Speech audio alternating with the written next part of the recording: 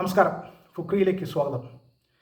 Sanju Indian 2020 ടീമിൻ്റെ ക്യാപ്റ്റനാകും എന്നൊക്കെ നമ്മൾ പ്രതീക്ഷിക്കുന്നുണ്ട്. ഇപ്പോൾ കഴിഞ്ഞ ദിവസമൊക്കെ വന്ന വാർത്തകൾ അങ്ങനെയാണ്.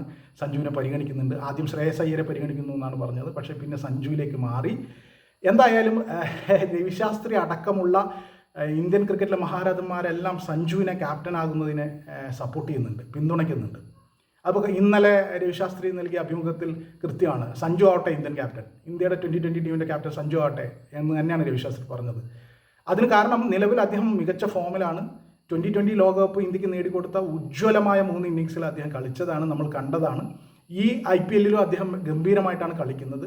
കഴിഞ്ഞ IPLകളിൽ രാജസ്ഥാൻ റോയൽസിനെ ലീഡ് ചെയ്ത, അതായത് നയിച്ച അനുഭവ സമ്പത്ത് സഞ്ജുവിനുണ്ട്.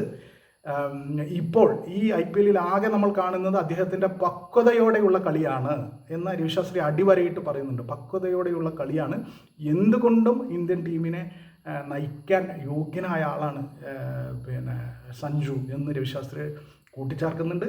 നേരത്തെ മുതലേ സുനിൽ ഗവാസ്കറൊക്കെ സഞ്ജുവിനെ വലിയ രീതിയിൽ സപ്പോർട്ട് ചെയ്യുന്ന, ഇന്ത്യൻ ക്രിക്കറ്റിൽ ഏറ്റവും കൂടുതൽ സഞ്ജുവിനെ പിന്തുണയ്ക്കുന്നവരാണ് സുനിൽ ഗവാസ്കർ അടക്കമുള്ള വലിയ ഇതിഹാസ താരങ്ങൾ, പണ്ടത്തെ ഇതിഹാസ താരങ്ങൾ.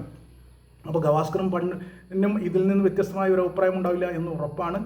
രവിശാസ്ത്രി, ഗവാസ്കർ, അങ്ങനെ കഴിഞ്ഞ ആഴ്ചയാണ് വീരേന്ദർ സെവാഗ് സഞ്ജുവിനെക്കുറിച്ച് നല്ല വാക്കുകൾ പറഞ്ഞത്.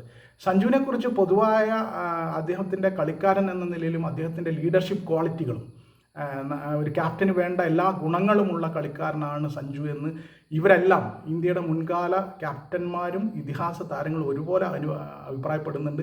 അതുകൊണ്ട് തന്നെ നമുക്ക് ആ ചരിത്രം, അതായത് മലയാളിയായ ഒരാൾ ഇന്ത്യൻ ക്യാപ്റ്റൻ ആകും എന്ന ചരിത്രം ഉറപ്പായും ഉണ്ടാകുമെന്ന് നമുക്ക് പ്രതീക്ഷിക്കാം. സഞ്ജു ഇന്ത്യൻ 2020 ടീമിൻ്റെ ക്യാപ്റ്റനാകുന്നത് കാത്തിരിക്കുകയാണ് നമ്മളെല്ലാം മലയാളികൾ. അത് സംഭവിക്കുമെന്ന് തന്നെയാണ്. കാരണം ഈ മുൻ ക്യാപ്റ്റന്മാരുടെ എല്ലാം വിലപ്പെട്ട അഭിപ്രായം, വിലപ്പെട്ട പിന്തുണ അദ്ദേഹത്തിനുണ്ട് എന്നുള്ളത് കൊണ്ട് തന്നെയാണ് ആ ഒരു പ്രതീക്ഷ നമുക്ക് വാനോളമുള്ളത്. അത് നടക്കുമെന്ന് തന്നെ നമുക്ക് ആശിക്കാം.